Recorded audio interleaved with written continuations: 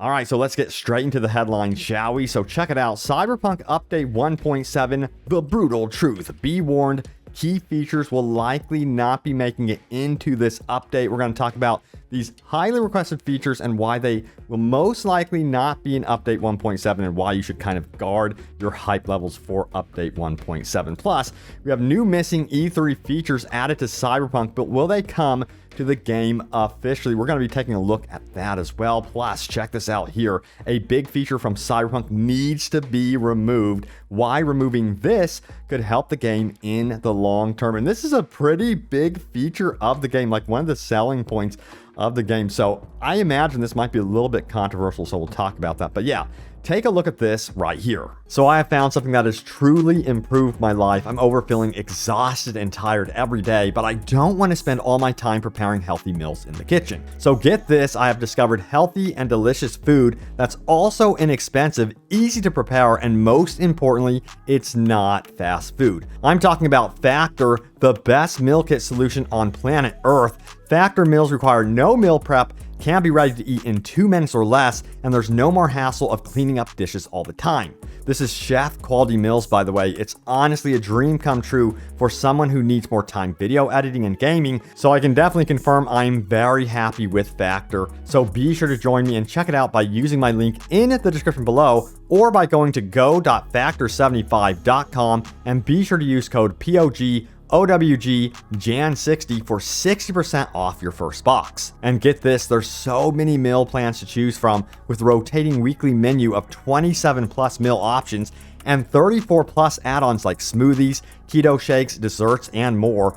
Eating healthy can actually be fun and delicious. It does not have to be boring. So stop feeling physically awful because of fast food and join me right now. Check out Factor by using my link in the description below or by going to go.factor75.com and be sure to use code POGOWGJAN60 for 60% off your first box. Check it out in that description. All right, so back to the Cyberpunk news. Check it out right here. This rumor, once again, is rearing its ugly head, I guess you would say. Check it out. It says, looks like Cyberpunk might be coming to Xbox Game Pass. So is there any truth to this whatsoever? There was an image that was shared here indicating that it would be coming to Game Pass, but guess what? This image is from February 2022. It doesn't mean that it completely debunks this rumor, because I have a little bit of a theory of my own that CD Projekt RED is interested in getting through 2023, showing off their definitive edition of Cyberpunk, and then maybe wait like a year to put it on Game Pass at the very least. So I think anything related to Cyberpunk and the Game Pass would be happening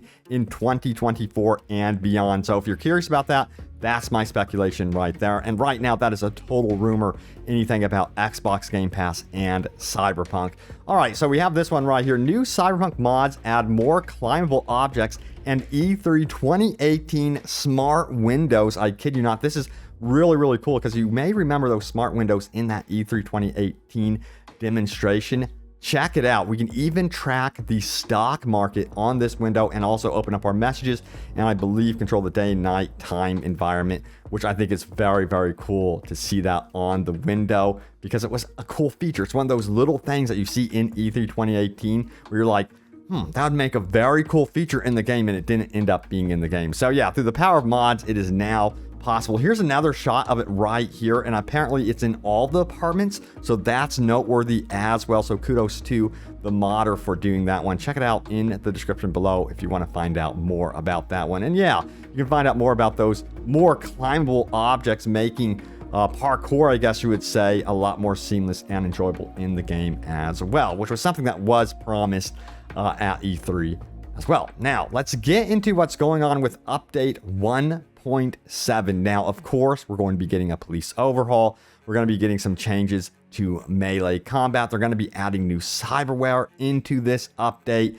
and also fully fleshing out the police system and doing stuff with the max deck, which I'm very, very excited for. And hopefully we get some free DLC in there.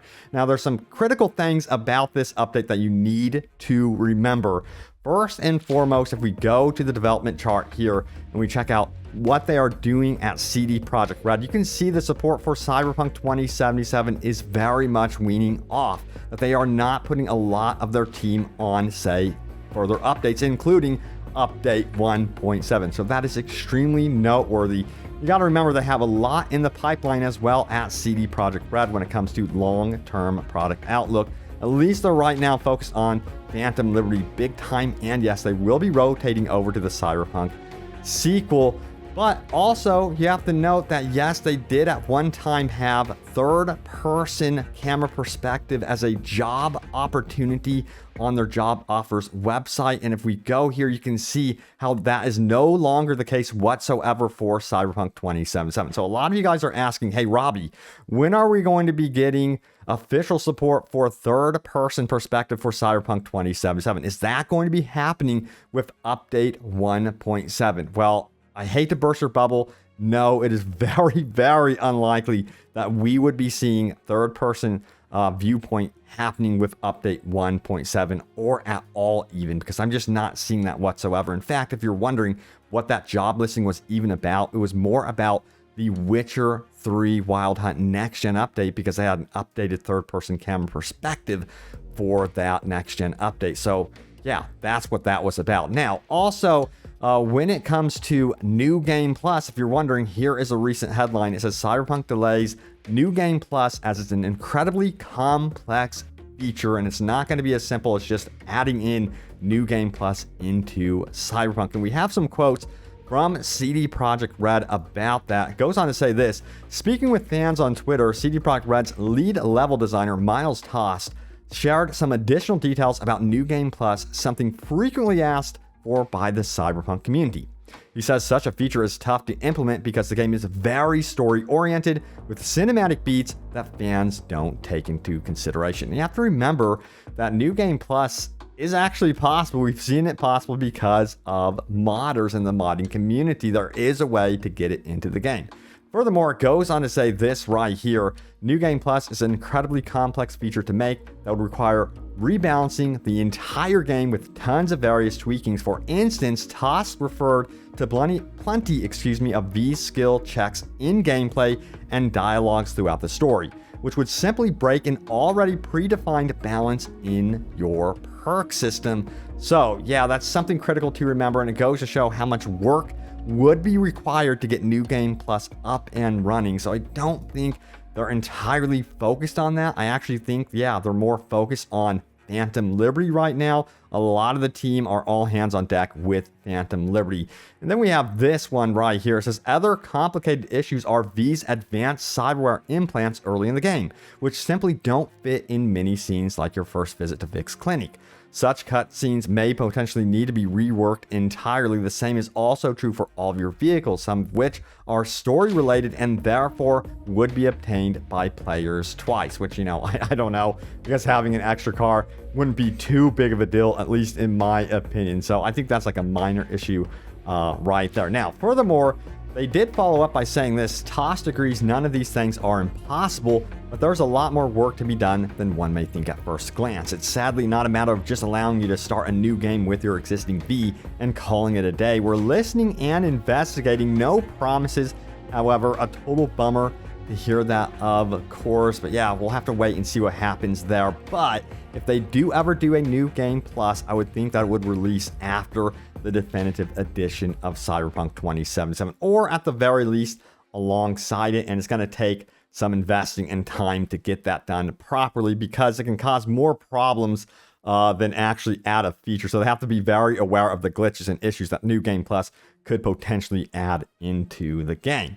All right, so we got to talk about this headline as well. Check it out. Cyberpunk one fix would make new playthroughs way less annoying. I got to get your opinion on this one. It's a little bit controversial. Here it is. Brace yourself. It says brain dances get repetitive in Cyberpunk 2077. And the gist of it is this: if we do get New Game Plus support, and of course you guys are replaying Cyberpunk over and over again in the long term, brain dances really don't serve much of a purpose instead of just having story beats. And sometimes if you're playing it for a third or fourth time, you're like, wow, I have to go through this brain dance again. I can't do this anymore. So yeah, the theory is that by removing brain dances, or at least being able to get like some sort of synopsis of what this brain dance was about is much, much better than having to sit through it again and again. I think some sort of like summary option, you know, some sort of story recap would be cool when it comes to brain dances. It would be nice to at least be able to skip ahead in a brain dance for sure. It's something that they did add, of course, to the tutorial section for those brain dances. So why not do that for all of them? That would be a nice feature to have for sure. Let me know your take on this. If you think that they should just keep it as is, or if you want an option to fast forward those brain dances even more. All right, so we got to talk about what the community is going on about with Cyberpunk. We have this one right here. It says, I don't know, man. I just can't stand it. And it goes on to quote that familiar, good morning, Night City, yesterday's body lottery. And as you can see, clearly the community is annoyed with this one. And it says 8,500 upvotes. So a lot of you guys want the option to be able to shut this off at this point. Because, yeah, you guys are hearing this over and over again. And it would be nice to have that option at the very least. So maybe, just maybe, CD Projekt RED could get that into update 1.7. That's something more realistic, at least in my opinion. Now, a lot of you guys are wondering, what do you think about the police overhaul the game is getting? A lot of excitement about this one. 3,500 upvotes. It seems some of you are kind of like on the fence about it. You don't care. You're kind of indifferent. You don't even care if the cops follow you or not at this point. I myself, they're needed. You know, it makes Night City feel far more realistic. And if you have no cops, no sense of, you know, corporations trying to protect their interests in this city, then it doesn't fit with the story vibe at all, at least in my opinion. There needs to be some sort of sense of, I guess you would say, oppression in Night City, because that's kind of a story beat. Let me know if you agree with that or not. But yeah, I myself, I'm super hyped for what they're doing with the cops, and more importantly, what they're doing with Max Tech. I cannot wait for that. Now, again, the community is talking about multiplayer. What would a perfect Cyberpunk multiplayer game be in your opinion? And I guess this is alluding to the fact that it would be cool to play co-op, of course. That's what I would like. I would like to see heist missions with 2 to 4 players added into Cyberpunk 2077 around like things like the mega buildings, the big penthouses, things that are on like the top level of the city that are hard to get to. That makes a lot of sense, and it's more of something that is reasonable within Cyberpunk in its current state. Is that ever going to happen for 2077? No, you won't be seeing multiplayer support whatsoever for Cyberpunk 2077. That's going to be something for the sequel, of course. And I imagine with the sequel, it seems to me, with what they're kind of teasing at, they want the single player open world for the sequel to be experienced in multiplayer. So they want to go all in like GTA Online for Cyberpunk in the future. So yeah, I would imagine that would entail things like heist co-op, maybe even PvP, but it's going to be quite the endeavor, it sounds like, for sure. And I think it is actually going to be something that is going to happen for Cyberpunk in the future. All right, so now it's time to get into your top comments. Remember, leave a comment down below. It can end up right here in a future video. So what was my most recent video about? Check it out right here. It says, it's getting so much worse. What is happening? Plus update 1.7 release date. We're getting closer and closer to the release date of update 1.7. I would not be surprised if update 1.7 did drop in February during that time period. But let's see what you guys had to say about this one. Nathan Stevens goes on to say this: I don't think you could blame CD Projekt RED for winning an award. Shouldn't it be the awarding body that gets the blame? And of course, if you missed it, yeah, Cyberpunk did win an award, Labor of Love, from the Steam Awards. And the community, Cyberpunk community, really came to CD Projekt RED's aid, I guess you would say, and voted like mad against games like No Man's Sky. And guess what? Cyberpunk came ahead on top and won that award. And it seems like a lot of the other communities from No Man's Sky and elsewhere were absolutely furious by this. And we're like, hey, Cyberpunk does not deserve that. And there was some review bombing going on. But yeah, let's keep going. CB says this: just finished the game on PC with a decent PC and played on ultra graphics, no major glitches or bugs. Loved the entire game, had a wonderful time playing it. I bought the game originally in 2020 on Xbox and wasn't impressed. Loved it this time, definitely deserved the Labor of Love award. Wow, that must have been quite the difference from going from Xbox to ultra settings on a PC. That is absolutely amazing, and I can see why you love the game right now, because yeah, it is proven that CD Projekt RED has put a lot of love into the game, and I just think they made the mistake of even pursuing old gen consoles for the release of Cyberpunk. Now we have Sampadulu, who says, I never really experienced any performance issues nor bugs. I'm sure others probably have, but I think that people mainly just hate it because it is the popular thing to do. Agreed. I think people are trying to push this extremely detailed city to its limits, like 4K ray tracing and all that stuff, and maybe their system is supposed to handle that, but this is like one of the most intricate cities I've ever seen. I think this is going to go down as like the new Crisis, to see if you can get it running at like 120 frames per second, 4K, ray tracing fully enabled. We'll see what's going to be possible with that in the future, but I think this is going to be the new milestone for gaming graphics. Now, Nick Hayer says this, Steam needs to do something about these reactionary review cycles. If they gave the award to No Man's Sky, I can promise you that the enthused fan bases of the other games would review bomb them as well. Why offer the award, if there are no systems in place to stop this sort of review bombing? It seems like the fault falls upon Steam, as they, for some reason I can't expand that. I don't know why your comment got cut off, but yeah, you do have a good point, and I think Steam will go through honestly and remove the negative reviews. Apparently they do have some sort of system in place to review reviews, I guess you would say. So I think they will get on this, and it's going to become a non-issue in the future. Now, Sandboy Vibes goes on to say this right here. Let me zoom it in for you all. I honestly just want the city to be more explorable. Everything is locked. Yes, I mean, there's so much potential here. It's crazy. I get what you're saying. I would love interiors to be opened up. So I guess it's your turn, modders, right now. So let's hope that there's like a modding team that wants to go to the extreme and open up a lot of these buildings. So yeah, that'd be cool. All right, there it is, the latest happenings around Cyberpunk 2077. Let me tell you what, I can't wait for update 1.7. These are key features that are going to be added to the game, but they should have been in the game originally. What I'm saying is keep your feelings guarded and your hype levels in check when it comes to the features that will be eventually revealed for update 1.7. So yeah, that's really important. But thanks so much for watching. Stay tuned for more, and I will see you all next time. Take care.